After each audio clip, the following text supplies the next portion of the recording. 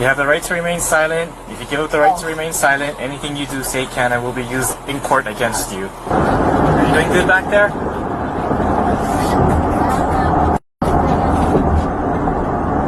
Don't say that right now.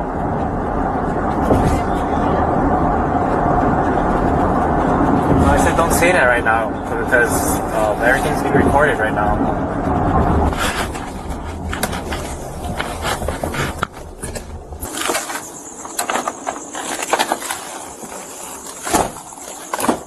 Alright, sir, step out of the vehicle for me. I can't get out of here. Okay. And then that's when she was able to sit up here, and then I told her you can stay there, blah blah blah. And then I was just like hunkered down like this on my side. Well then, what's understood doesn't need to be said, but I do feel like this probably happens a little more than people think. I just think that this guy didn't have a single solitary friend on the force to sit there and cover for him because he actually had to explain himself the next day. But as always, let me know what you guys think. Was he stuck or was he just trying to